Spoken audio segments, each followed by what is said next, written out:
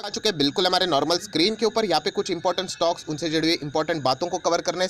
Atul auto, yes, Atul auto से related कल के दिन मैंने एक फुल फ्लेजेड वीडियो भी यहाँ पे बनाया था, राइट। एंड आज के दिन भी अगर आप देखोगे तो 3-4% की तेजी ठीक है यहाँ पे, बट जिस प्रकार की तेजी हम लोग को देखने को मिली है, जरूर हम लोग कह सकते हैं किसी ने तो यहाँ पे बड़ा माल उठाने की कोशिश यहाँ पे जरूर की होगी। बिल्कुल बाजार में ये स्टॉक बिल्कुल फ्लैट यहाँ पे चल रहा था। एंड इस मोमेंटम के ऊपर अगर हम लोग बात करें, जबरदस्त आप लोग देख सकते हैं यहाँ पे हम लोग को चार्ट पैटर्न जबरदस्त रॉकेट की तरह ऊपर जाते हुए देखने को मिला है। मतलब जबरदस्त यहाँ पे किसी ने ना किसी ने बड़ा माल उठाया होगा, नो डाउट। उसके बाद जो ट्रेडर्स रहते हैं वो इसका फायदा उठा के कुछ प्रॉफिट बुकिंग भी यहाँ पे करते हैं। बट इस प्रकार का जो चार्ट हम लोग को देखने को मिल रहा है, और जिस प्रकार की खबर कल हम लोग को देखने को मिली थी, कल मैंने इसके ऊपर वीडियो बनाया था, आप सभी लोगों को पता है कि कंपनी को 115 करोड़ की रिक्वायरमेंट थी।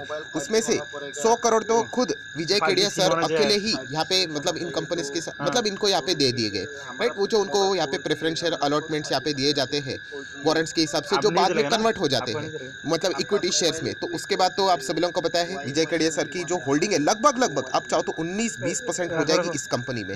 तो इतना बड़ा दाव कोई लगा रहा है 100 करोड़ का, तो माइट भी यहाँ पे हम लोग कह सकते हैं कि जो बाकी के भी बड़े इन्वेस्टर होते हैं वो इस कंपनी को स्टडी करते हैं, एंड अगर उनको लगता है कि हाँ ऐसा कुछ हो सकता है तो वो भी पैसा लगा लेते हैं। अगेन कहना चाहूंगा, इसका अर्थ ये नहीं कि रिटेल इन्वेस्टर ने ब्लाइंडली जाके इन कंपनीज को कॉपी करके अपने पोर्टफोलियो में रखना चाहिए, क्योंकि ये जो बड़े इन्वेस्टर होते हैं इनका पीरियड ऑफ होल्डिंग बहुत लंबा होता है। मतलब बहुत सारे लोग शेयर को तो कॉपी कर लेते हैं पर पीरियड ऑफ होल्डिंग को कॉपी नहीं कर पाते। मतलब अगर आप पूछोगे ना, अगर ये बड़े इन्वेस्टर्स को या फिर आप विजय केडिया सर को भी पूछोगे चल रही है, तो ये सारी चीजें आप लोगों ने स्टडी करनी चाहिए। ये भविष्य के ऊपर दाव लगाया जाता है। ये जो 100 करोड़ उन्होंने लगाए हैं, वो कंपनी को 115 करोड़ चाहिए क्यों था? क्योंकि ये 3 व्हीलर्स बनाते हैं। अगर हम लोग ऑटो रिक्शा की बात करें, वो इलेक्ट्रिक व्हीकल के 3 व्हीलर्स ये बनाएंगे, एंड 1 साल के अंदर अंदर बैटरी स्वैपिंग वाली गाड़ियां वो बाजार में उतारेंगे। ये उनका आने वाला प्लान है, मिशन है। सो इसके ऊपर वो उन्होंने दाव लगाया है। ऐसा नहीं आपका रीजन क्या है कि नहीं विजय केडिया सर ने खरीदा इसे मैं भी खरीद रहा हूँ, तो वो पर्सनल बेसिस के ऊपर 1-1 सेकंड किया था। उसके बाद कल के दिन बोनस प्लस स्प्लिट डबल धमाका भी हम लोग को देखने को यहाँ पे मिला है। सो आज के दिन जैसे ही नीचे यहाँ पे आ गया, तो नो डाउट जिन्होंने यहाँ पे खरीदा होगा वो वापस यहाँ पे डिसअपॉइंट होना शुरू हो जाते हैं। दोस्तों अगेन कहना चाहूंगा कि कंपनी के बिजनेस को समझो, मार्केट में आए हो, ये प्लस माइनस का तो ये मतलब बोलते ना, ये तो देखने का ही नहीं रहता है। ये तो अभी टेक्नोलॉजी इतनी अच्छी हो गई है कि आपको डेली बेसिस के ऊपर 1-1 सेकंड का प्राइस यहाँ पे क्या चल रहा है वो फटाफट देखने को मिल रहा है। पहले कैसे होता था, फटाफट हम लोगों ने पैसा लगा दिया, उसके बाद पता नहीं होता था, रोज कोई ये चीज़ों को ट्रैक नहीं करते बैठता था, राइट। अभी इसकी रोज आप ट्रैक करोगे ना, तो फिर आपको वो मेंटल प्रेशर यहाँ पे आता रहेगा। तो कंपनी तो अच्छी है, Easy Trip Planner, maximum chart pattern भी आप यहाँ पे देख सकते हो, बहुत ही अच्छा कर रहा है। और ऐसी बात नहीं है कि हमेशा ऊपर था, बहुत बार ये कंपनियां नीचे भी यहाँ पे आते रहते हैं। अगेन कह रहा हूँ दोस्तों कि आपने यहाँ पे बिजनेस के ऊपर दाव लगाना होता है, ना कि ये बाकी की जो चीज़ें आप लोगों को कॉर्पोरेट एक्शन देखने को मिलती है उसके हिसाब से दाव लगाना नहीं होता है। सो कंपनी तो अच्छी है, बुरी बिल्कुल भी नहीं। और जैसे मैंने आप लोगों को बताया है कि कंपनी की Q2 के रिजल्ट आएंगे, इन चीज़ों को देखकर ही आप लोगों ने यहाँ पे दाव लगाना यहाँ पे होता है। नेक्स्ट अगर हम लोग यहाँ पे बात करेंगे दोस्तों, तो IRCTC, यस, अभी जैसे मैंने आपको बताया ये सारे जो नंबर्स यहाँ पे मतलब बातें की जाएगी, अभी Q2 के रिजल्ट IRCTC के भी आएंगे तो फोरकास्टिंग की जाती है। एंड बहुत सारे जो ब्रोकर्स रहते हैं, एजेंसियाँ रहती है, वो यहाँ पे IRCTC के नंबर्स को बहुत लेकर बहुत ही पॉजिटिव है। रीज़न बहुत ही सिंपल है, इनका जो बेस था पिछले टाइम का वो बहुत ही लो था, तो इसके चलते नंबर्स अच्छे आने के ही चांसेस रहेंगे। यहाँ पे बताया जा रहा है कि 56% ईयर ऑन ईयर बेसिस हम लोग को पैट में, पैट मतलब NPAT, net profit after tax, सब कुछ देने के बाद स्टिल कंपनी 56% के ग्रोथ में यहाँ पे रहने वाली है ईयर ऑन ईयर बेसिस बात करें तो। सो डेफिनेटली इनका बिजनेस तो पहले बहुत ही खराब यहाँ पे चल रहा था, जस्ट बिकॉज ऑफ कोविड। बहुत सारे रेस्ट्रिक्शंस यहाँ पे रहते थे, एंड अभी जिस प्रकार का बिजनेस रीओपन हुआ है कोविड पे लेना होता है। बट लॉन्ग टर्म के हिसाब से बात करें तो एक सरकारी कंपनी होने के बावजूद भी ये जो कंपनी का बिजनेस है वो बहुत ही कमाल का है, मोनोपोली टाइप का बिजनेस है यहाँ पे।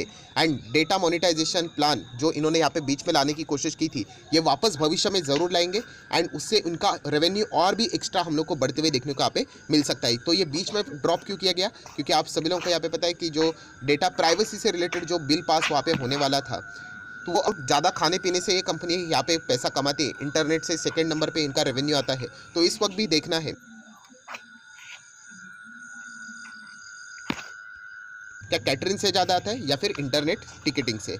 नेक्स्ट अगर हम लोग यहाँ पे बात करेंगे दोस्तों, तो सुजलॉन एनर्जी, जैसे मैंने आप लोगों को बहुत सारे वीडियोस में बताया था कि ये कंपनी में अगर आप जाओगे तो आपको एक मतलब बोलते हैं ना 4 अक्षरों के ऊपर चलना पड़ेगा, लक। यस, आपके पास लक होना चाहिए। मतलब कल ये स्टॉक किधर भी भगाया जा सकता है, अपर सर्किट के ऊपर अपर सर्किट, या फिर गिराया भी जा सकता है। ऐसे कंपनीज में कोई स्ट्रैटेजी काम नहीं करती है, कंपनी का बिजनेस डिस्ट्रॉयड है, कंपनी अपने आप को बचाने के लिए ज़्यादा फोकस यहाँ पे कर रही है।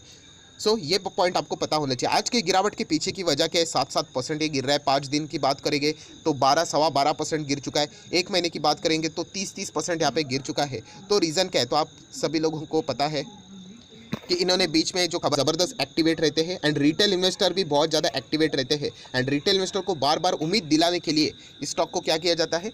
वापस अपर सर्किट के ऊपर अपर सर्किट लगाकर ऊपर लेके वो ज़रूर आएंगे, क्योंकि रिटेल इन्वेस्टर का अगर कॉन्फिडेंस चला गया तो ऑपरेटर का नुकसान यहाँ पे हो जाएगा। सो ये बहुत बार हम लोग को देखने को यहाँ पे मिल जाता है। मतलब बोलते हैं ना डेड कैट बाउंस जैसे जो चीज़ें रहती है ना, कि इतना पिट चुका है 30% 1 महीने में, तो एक तो जंप आएगी। ये देख रहे हो आप यहाँ पे ऐसी गिरावट के बाद ये वाली जंप, ये एक उम्मीद देती है। फिर देखिए वापस तोड़ दिया गया, फिर एक वापस उम्मीद देंगे, फिर वापस तोड़ दिया गया। ऐसे ही करते करते करते करते आप 5 साल से देख सकते हो या फिर मैक्सिमम चार्ट पैटर्न पे भी देख सकते हो। ऐसे ही करते करते कंपनी ने क्या किया? शेयर होल्डर को, रिटेल इन्वेस्टर को पूरी तरीके से बर्बाद कर दिया।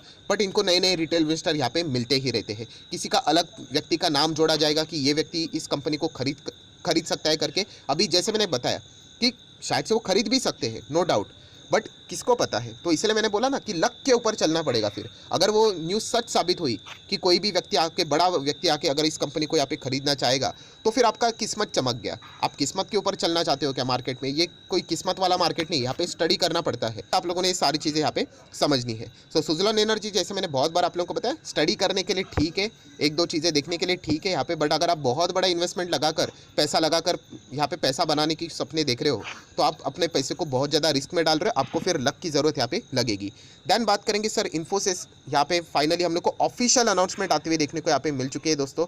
ऑफिशियल अनाउंसमेंट किससे रिलेटेड? तो आप सभी लोगों को पता है बायबैक से रिलेटेड। सो एक कल के दिन ही हम लोग को देखने को यहाँ पे मिला था। आप देख सकते हो यहाँ पे वो बायबैक लेके आने वाले हैं। आज मतलब कल के दिन यहाँ पे बताया था कंपनी ने लेट नाइट कि वो बायबैक लेके यहाँ पे आ रहे हैं। वैसे तो देखा गया तो हमारे लिए पुरानी खबर यहाँ पे हो चुकी थी, बट फाइनली ऑफिशियल खबर हम लोग को देखने को मिली। एंड प्लस कंपनी 13 अक्टूबर को, आप सभी लोगों को पता है, अभी यहाँ पे डिविडेंड भी देने वाली है, रिजल्ट भी रहने वाला है एंड बायबैक के ऊपर भी अभी बाजार का फोकस रहने वाला है। अभी बायबैक ये लाएंगे तो बायबैक कौन से रूट के थ्रू लाएंगे ये देखना भी इंटरेस्टिंग रहेगा। हर कोई यहाँ पे ओवर एक्सपेक्टेशन लेकर ही चलेगा कि बॉस टेंडर वाला बायबैक लेके आओ करके। एंड शायद से यहाँ पे जो कमज़ोर इन्वेस्टर रहते हैं, आपको पता है कि स्टॉक अगर नीचे आ गए, इन्फोसिस ब्यूटीफुल कंपनी है, one of my favourite stock market है, प्लस माइनस होता रहता है, ये कोई हमारे लिए नई बात नहीं है।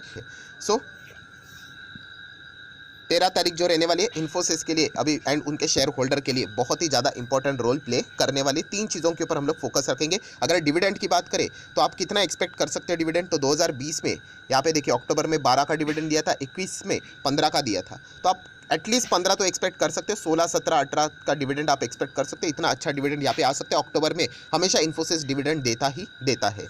नेक्स्ट अगर हम लोग बात करेंगे यहाँ पे अंजनी फूड्स लिमिटेड, यहाँ पे ये कौन सी कंपनी है? तो दोस्तों ये कंपनी वो है जो स्प्लिट लेकर आ रही है, एक के बदले आपके शेयर्स 5 कर देगी। मुझे इन कंपनीज के बारे में कुछ भी पता नहीं होता है। बहुत सारे रिटेल इन्वेस्टर ऐसे अलग अलग कंपनीज लेकर आते रहते हैं। यहाँ पे क्या करें? तो दोस्तों ये कंपनी मैंने यहाँ पे चेक की है कंप्लीटली। यहाँ पे आप देख सकते हो ऑपरेटर का ही वास्तव हम लोग को देखने को यहाँ पे मिल रहा है। संभल कर रहना, कंपनी का PNL, कंपनी का बैलेंस शीट, क्वार्टरली रिजल्ट इतने दमदार नहीं है। फंस जाओगे दोस्तों, ये मैं बहुत बार आप लोगों को बता चुका हूँ कि ऐसे कंपनी रहने वाला है। सो आशा